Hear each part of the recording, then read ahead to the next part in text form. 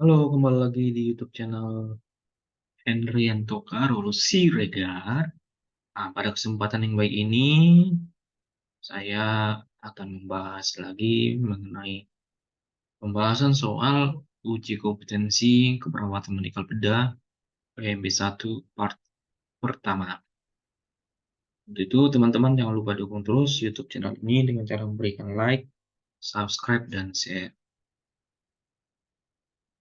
Baik, sebelum kita mulai, teman-teman, dimanapun berada, selamat menikmati video ini. Dan mudah-mudahan teman-teman yang menonton YouTube channel ini dapat belajar lebih serius lagi. Semoga hasilnya nanti dapat kompeten dan lulus di uji kompetensi pada episode berikutnya. Baik, kita bahas dulu soal nomor 1. Nah, di soal nomor 1, seorang laki-laki usia 45 tahun datang ke ruang instalasi gawat darurat. Pasien mengeluh kaki dan tangan kanan sulit digerakkan. Pasien memiliki riwayat jatuh terduduk.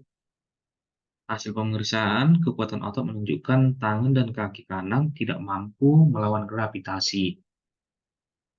Hanya terdapat pergerakan tonus otot saja. Nah, pertanyaannya, berapakah nilai kekuatan otot pada kasus di atas? Pilihan A 0, pilihan B 1, pilihan C 2, pilihan D 3, pilihan E 4. Silakan teman-teman untuk menjawab dulu soal nomor 1 ini dan silakan mencari kata kuncinya. Baik, berarti teman-teman sudah bisa memikirkan apa yang menjadi jawabannya ya pada soal nomor 1. Nah, di sini kita mencari dulu apa yang menjadi kata kuncinya pada soal nomor 1 ini. Nah, pertanyaannya adalah berapakah nilai kekuatan otot pada kasus di atas? Nah, kata kuncinya di sini sudah jelas bahwa pasien mengalami mengeluh kaki dan tangan kanan sulit digerakkan. Lalu, pasien riwayat jatuh terduduk. Ya, nah, dari hasil pemeriksaan ini dibuktikan bahwa tangan dan kaki kanan tidak mampu melawan gravitasi.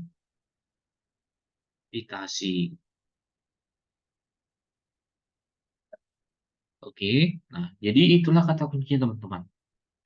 Nah, kalau sudah pasiennya sudah seperti ini, pasien mengeluh kaki dan tangan kanan sulit digerakkan, lalu tidak bisa melawan gaya gravitasi, nah maka kekuatan ototnya itu sudah pasti kekuatannya 1, ya. Nah, kita lihat di sini pembahasannya. Oke, jadi untuk kunci jawabannya adalah pilihan B, yaitu 1. Nah, di sini sudah saya buat bahwa penilaian kekuatan otot itu, kalau dia 0, pasien berarti tidak didapatkan sedikit pun kontraksi otot. Berarti pasiennya lumpuh total, tidak bisa menggerakkan bagian ekstremitas bawah dan atas, ya. Lalu kalau 1, terdapat sedikit kontraksi otot, namun tidak didapatkan gerakan pada persendian yang harus digerakkan oleh otot tersebut. Ya, tadi tidak mampu melakukan pergerakan, ya. Lalu yang nilai poin 2 didapatkan gerakan, tetapi gerakan ini tidak mampu melawan gaya berat, ya, atau gravitasi. Nah, lalu poin ketiga dapat mengadakan gerakan melawan gaya berat.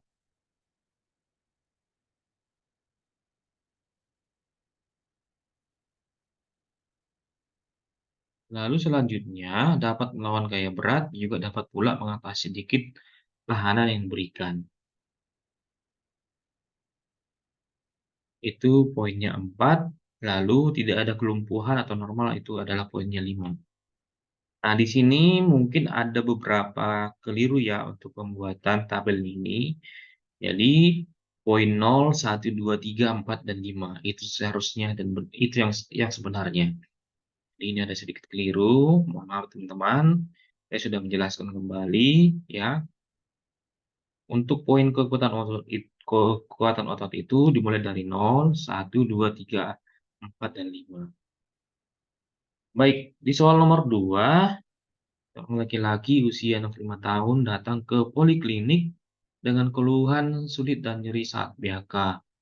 Hasil pengkajian menetes saat kencing, lalu memulai kencing yang lama dan harus mengedan, kandung kemih teraba penuh, hasil pemeriksaan tanda-tanda vital 140 per 90 mm hidrogium, lalu frekuensi napas 20 kali per menit, frekuensi nadinya 84 kali per menit.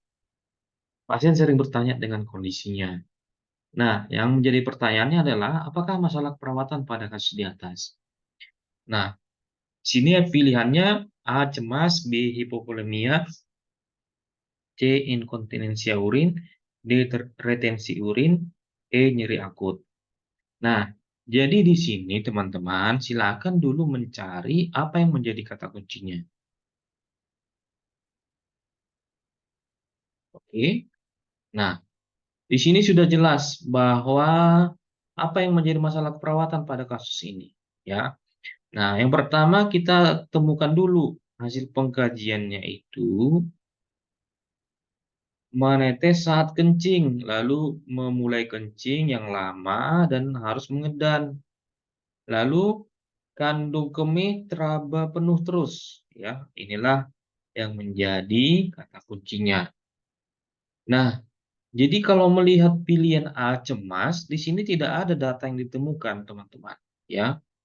Pasiennya di sini tidak ada mengeluh bahwa dia merasa cemas, khawatir dengan kondisi penyakitnya, tetapi pasien hanya sering bertanya dengan kondisinya, ya.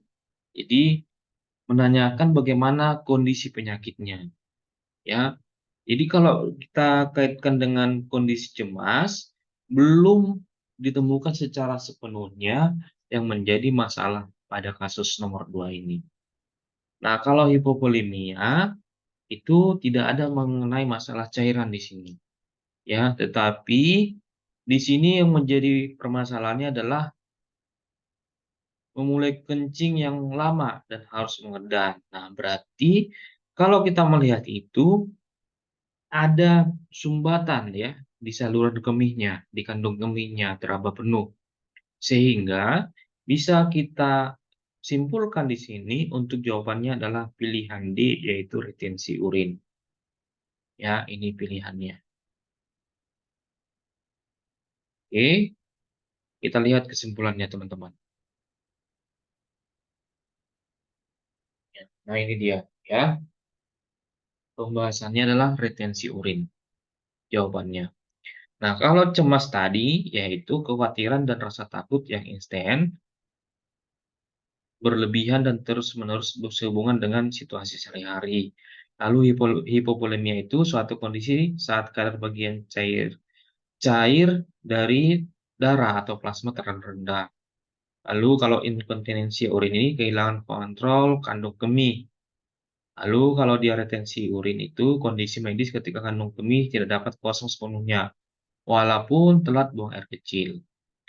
Jadi kalau nyeri akut itu nyeri yang timbul secara mendadak dan cepat menghilang. Ya, itulah beberapa pembahasan dari beberapa opsi jawaban pada kasus nomor 2. Baik, kita lanjut soal nomor 3. Sebelum kita lanjut, teman-teman, mohon dukung dengan cara memberikan like, subscribe, dan share. Kita lanjut soal nomor 3.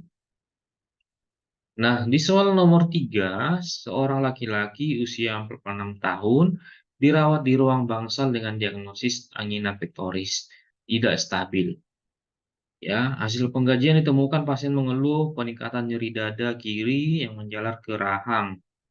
Hasil pemeriksaan EKG tampak perubahan di segmen ST yang menggambarkan impak miokard akut interior.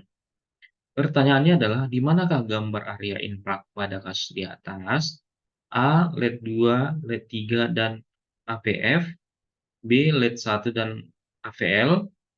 C. LED V5 dan V6. D. LED V1 dan V2. E. LED V3 dan V4. Silakan teman-teman untuk menjawab soal nomor 3 ini.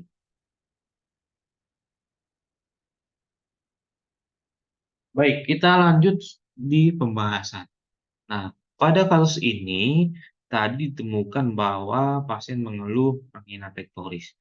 Nah, jadi kita simpulkan bahwa pada kasus nomor 3 ini jawabannya adalah di permasalahannya di lead 2, lead 3, dan AVF-nya, ya. Semoga teman-teman dapat terbantu dan memahami pembelajaran hari ini mengenai pembahasan soal hukum keperawatan medikal bedah part 1 atau part 1. Semoga teman-teman, lulus kompeten dan dapat memahami dan belajar lagi lebih serius sehingga teman-teman dapat kompeten dan lulus 100%. Terima kasih dan jangan lupa dukung terus YouTube ini dengan cara memberikan like, subscribe, dan share. Terima kasih, semoga kita sehat semua.